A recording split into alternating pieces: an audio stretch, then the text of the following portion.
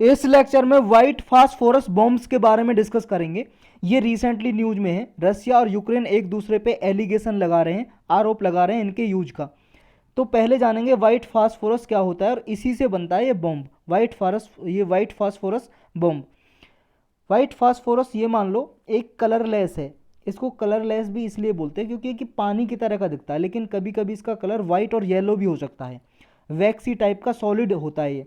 Wax का मतलब होता है मोम, यानी कि मोम की तरह कठोर होता है, कुछ इस तरह का दिखता है ये, वाइट और येलो कलर का भी। वरना कलरलेस यानी कि जैसे पानी होता है ऐसे भी होता है इसका कलर। कहाँ से निकलता है ये? देखो नेचुरली तो ये नहीं मिलता है कहीं पे भी, जैसे अर्थ में बहुत सारे मिनरल मेटल ये मिलते हैं, ऐसे कहीं पे भी नहीं मिलता है। इसको मैन्युफैक्चर किया जाता है, बनाया जाता है फॉस्फेट रॉक से। जो फॉस्फेट की चट्टानें होती हैं उनसे इसको बनाया जाता है फास्फोरस को, वाइट फास्फोरस को।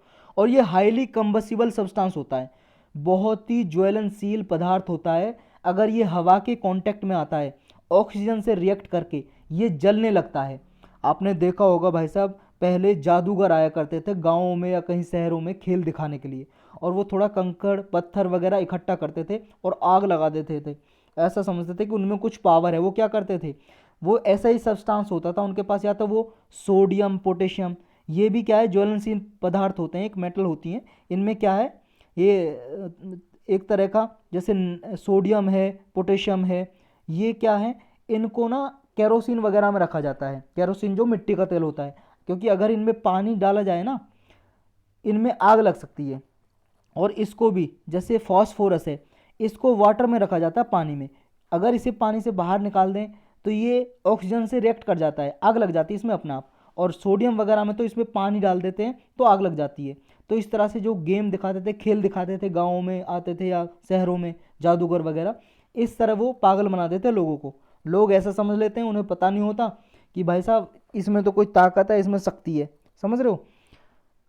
तो ये जो हम पढ़ रहे थे वाइट फास्फोरस, ये फायर कैच कर लेता है, इवन 10 to 15 डिग्री टेम्परेचर हो तब भी ये आग लग सकती है, इसमें फायर कैच कर सकता है।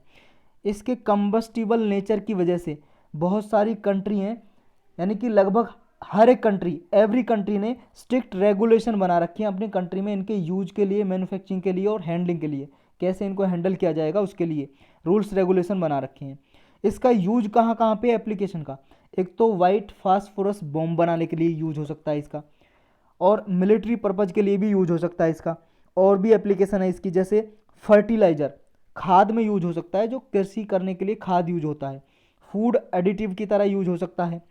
क्लीनिंग कंपाउंड की तरह किसी जगह वगैरह को साफ करने के लिए यूज हो सकता है। पेस्टिसाइड में यूज हो सकता है ये। फायर वर्क में यूज हो सकता है ये। कीटनाशक वगैरह जो होते हैं खेतों में डाले जाते हैं, या फायर वर्क आपके बॉम्ब वगैरह में जो छोटे छोटे पटाखे दिवाली पे चलाते हैं वो उसमें भी यूज हो सकता है। तो बहुत सारी कंट्रीज ने इसको देखते हुए इसको बैन कर रखा है, सेवरल सेक्टर में प्रतिबंध लगा रखा है इसके यूज पे। जो वाइट फास्फोरस है ये केमिकल वीपन या इंसेंडियरी की कैटेगरी में आता है। इंसेंडियरी मतलब विद्रोह, विद्रोह जो विद्रोह होता है ना एक तरह से, उसकी कैटेगरी में आता है कि विद्रोह करने के लिए इसको यूज हो रहा है, तो इसे विद्रोहात्मक बोलते हैं ना, हिंदी में एक वर्ड होता है।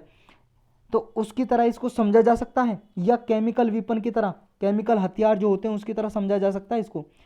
देखो ऐसा कोई भी इंटरनेशनल एजेंसी द्वारा बनाए गए रूल्स रेगुलेशन तो नहीं है इसके रिगार्डिंग कि इसको इंसेंडियरी या केमिकल वीपन की तरह समझा जाए।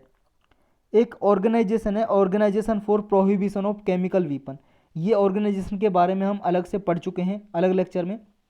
ये देखो बनाई गई थी, केमिकल वीपन्स कन्वेंशन हुई थी एक, उसके द्वारा इसको बनाया गया था, organisation for prohibition of chemical weapon, OPCW बोलेंगे इसको शॉर्टकट में। OPCW एक इंटर गवर्नमेंटल ऑर्गेनाइजेशन है। इसको इम्प्लीमेंट करने के लिए, केमिकल वीपन कन्वेंशन ये ट्रीटी थी, संधि थी, इसको इम्प्लीमेंट करने के लिए, और नॉन प्रोलिफरेशन ट्रीटी थी NPT, उनको इम्प्लीमेंट करने के लिए ऑर्गेनाइजेशन बनाई गई थी। इसने भी अपने जो शेड्यूल हैं, रूल्स रेगुलेशन है इसके OPCW के, उसमें कहीं पे भी इसको लिस्ट नहीं किया हुआ वाइट फास्फोरस को, यानी कि उसकी लिस्ट में भी नहीं है ये, केमिकल वीपन ट्रीटी के में उसमें भी नहीं है ये। लेकिन हाँ, यूनाइटेड नेशन के कुछ रूल्स रेगुलेशन है, उनके थ्रू इसको इंसेंडियरी केमिकल माना जाता है। एक प्रोटोकॉल 3 है यूनाइटेड नेशन की, प्रोटोकॉल थर्ड ऑन प्रोहिबिशन और restriction on the use of incendiary weapons, यानी कि ऐसे वीपन्स हथियार जो विद्रोह के दौरान यूज किए जाते हों, ऐसे ये वीपन्स हथियार इस कैटेगरी में आते हैं। और यहाँ पे ये जो प्रोटोकॉल है, प्रोटोकॉल मतलब रूल्स रेगुलेशन है, अप्लाई हो सकते हैं अगर मिलिट्री एक्शन के लिए वाइट फास्फोरस का यूज किया जाए, वाइट फास्फोरस का यूज किया जाए मिलिट्री पर्पज के लिए, युद्ध में, वार में। लेकिन प्रोटोकॉल थर्ड है ना, वो क्या है, जो म्यूनिशन है, म्यूनिशन का मतलब हथियार वगैरह ही, उन पे लागू नहीं होते। जो इल्यूमिनेट्स हैं, ट्रेसर हैं, स्मोक है या सिग्नलिंग सिस्टम है, यानी कि ऐसे सिस्टम जिनसे धुआं वगैरह निकलता हो, बस थोड़ी सी आग लगती है जल जाते हैं, ऐसे इनको नहीं करता। यानी कि इसलिए कन्फ्यूजिंग हो जाता है ये कि इसका यूज जो है वार क्राइम के लिए समझा जाए या नहीं समझा जाए, यानी कि वाइट फास्फोरस का वार क्राइम की तरह, युद्ध अपराध की तरह इसको समझा जाए या नहीं समझा जाए। क्योंकि क्लियरली तो इस प्रोटोकॉल थर्ड में भी नहीं लिखा हुआ है, इसमें सिर्फ इतना लिखा हुआ है कि यानी कि ऐसे जो विद्रोह के टाइम पे यूज किए जाएं वीपन्स वगैरह और मिलिट्री एक्शन में यूज किया जाए, केवल उनका यूज क्या है, रेस्ट्रिक्शन है सिविलियन पॉपुलेशन पे। यानी कि ऐसे हथियारों का, वीपन्स का, अगर जो सैनिक हैं उनके अलावा जो आम लोग हैं, आम जनता पे अगर उनका यूज किया जाए ऐसे वीपन्स का, तब उनकी रोक है, तब उन पे रेस्ट्रिक्शन लगाता है ये। लेकिन मिलिट्री एक्शन पे वाइट फास्फोरस के यूज पे कहीं पे भी प्रतिबंध नहीं लगा हुआ है इस प्रोटोकॉल थर्ड में, तो इसलिए कन्फ्यूजिंग भी हो जाता है ये। अब परेशानियां कहाँ हैं, कंसर्न क्या है? कंसर्न ये है कि इसका जो प्रभाव है ना ह्यूमन्स पे बहुत ज़्यादा पड़ता है वाइट फास्फोरस का। अगर ये ह्यूमन के कांटेक्ट में आता है और उसकी स्किन के, त्वचा के कांटेक्ट में आता है, तो उसके लिए बहुत ज़्यादा हानिकारक है। थर्मल और केमिकल बर्न कर सकता है ये, उसकी स्किन को भी जला सकता है और केमिकल रिएक्शन भी हो जाती हैं इससे। जैसे ही ये कांटेक्ट में आता है त्वचा के में ये केमिकल, तो स्किन में, हमारी स्किन में, बॉडी में वाटर होता है और वाटर से रिएक्ट करता है, ये वाटर से रिएक्ट करके फॉस्फोरस पेंटो ऑक्साइड बना देता है ये, और ये एक स्किन में फास्फोरिक एसिड भी प्रोड्यूस करता है जिसमें हाईली कोरोसिव प्रॉपर्टी होती है, यानी कि हमारी स्किन को ख़राब कर सकता है अगर ह्यूमन बॉडी के कांटेक्ट में आ जाए तो ये।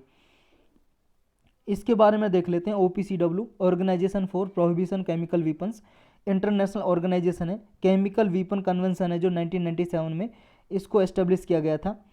और केमिकल वीपन कन्वेंशन, ये जो ट्रीटी है इसको लागू करने के लिए, और नॉन प्रोलिफरेशन ट्रीटी है एक 1968 की। ये ट्रीटी ये कहती है कि कुछ देश, जैसे जो न्यूक्लियर पावर वीपन्स है जिनके पास, यानी कि जो P5 नेशन है, जैसे भाई साहब ये हैं अमेरिका, ब्रिटेन, फ्रांस, रसिया, इनके पास ही ये हथियार रहेंगे, न्यूक्लियर वीपन्स वगैरह, या आपके nuclear bomb, atom bomb, hydrogen bomb, और किसी कंट्री के पास नहीं रहेंगे। तो ऐसी ट्रीटी थी, इंडिया ने इसको साइन नहीं किया कभी भी, आज तक भी साइन नहीं किया इसको, NPT को। तो इसको भी लागू करने के लिए ये ऑर्गेनाइजेशन बनाई गई थी।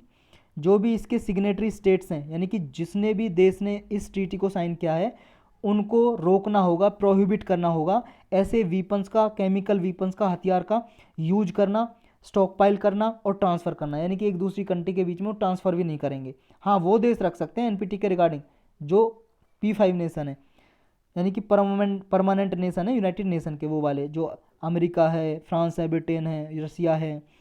2001 में देखो एक रिलेशनशिप एग्रीमेंट हुआ था यूनाइटेड नेशन और OPCW के बीच में। देखो OPCW यूनाइटेड नेशन की कोई एजेंसी नहीं है, ये बात आपको याद रखनी है, ये अलग से है। इन दोनों के बीच में एक एग्रीमेंट हुआ था, इस समझौते की वजह से ही ये OPCW रिपोर्ट देती है अपनी इंस्पेक्शन की, जो भी इसने जांच की है कहीं पे कि इसकी जो नियम है उनको कंट्री जिन्होंने साइन किए हैं वो लागू कर रहे हैं अपने देश में, नहीं कर रहे हैं, तो उसका इंस्पेक्शन करती है, जांच करती है OPCW, और इसकी रिपोर्ट देती है यूनाइटेड नेशन को, क्योंकि यूनाइटेड नेशन के साथ इसका एग्रीमेंट हो चुका है, समझौता हो चुका है। और ये रिपोर्ट कौन देता है? OPCW का ही एक ऑफिसर है, सेक्रेटरी जनरल, ये भाई साहब रिपोर्ट देते हैं यूनाइटेड नेशन को। और OPCW को 2013 में नोबल पीस प्राइज़ भी मिल चुका है, शांति का नोबल पुरस्कार सबसे बड़ा होता है पूरे वर्ल्ड में, इसको मिल चुका है, क्योंकि इसने प्रयास किए हैं केमिकल वीपन्स को एलिमिनेट करने के लिए, ख़त्म करने के लिए। इसकी पावर क्या है? पावर यही है, जो भी सिग्नेटरी स्टेट्स हैं उनका ये देखती है, ये जो जिस सदस्य ने भी इस साइन किया है, इसके मेंबर है OPCW के, वहाँ पे जाके जांच करती है, इंस्पेक्शन करती है कि ये देश इस कन्वेंशन को, जो केमिकल वीपन कन्वेंशन है या NPT है, इसको लागू कर रहे हैं या नहीं कर रहे हैं अपने देश में। केमिकल वीपन कन्वेंशन है, क्या क्या रोकती है, क्या क्या प्रोहिबिट करती है, यही करती है। जो केमिकल वीपन है इनका ना तो कोई डेवलप करेगा, ना कोई प्रोड्यूस करेगा, ना अपने देश में एक्वायर करेगा दूसरी कंट्री से, ना अपने देश में जमाखोरी करेगा स्टॉक पाइलिंग, और ना अपने पास में रखेगा उन्हें। यानी कि डायरेक्ट इनडायरेक्ट ट्रांसफ़र नहीं करेगा केमिकल वीपन्स का। केमिकल वीपन्स है जो उनका यूज भी नहीं करेगा, मिलिट्री प्रिपरेशन के लिए यूज नहीं करेगा, और ना ही किसी देश की सहायता करेगा किसी की भी जो उनको प्रोड्यूस करने में। और रियोट कंट्रोल एजेंट वगैरह है, उनका यूज है जो वो भी इसके थ्रू प्रोहिबिट किया गया है। रियोट कंट्रोल एजेंट का मतलब है ऐसे प्रोडक्ट जो वॉयलेशन हो रही है कहीं पे, दंगे फसाद हो रहे हैं कहीं पे, तो वहाँ पे यूज किए जाते हैं। दंगे फसाद में या हिंसा हो रही है कहीं पे, एक दूसरे को लोग मार पीट रहे हैं, वहाँ पे ऐसे प्रोडक्ट यूज किए जाते हैं, जैसे टीयर गैस, आंसू गैस। तो इनका यूज भी रोकता है ये केमिकल वीपन कन्वेंशन।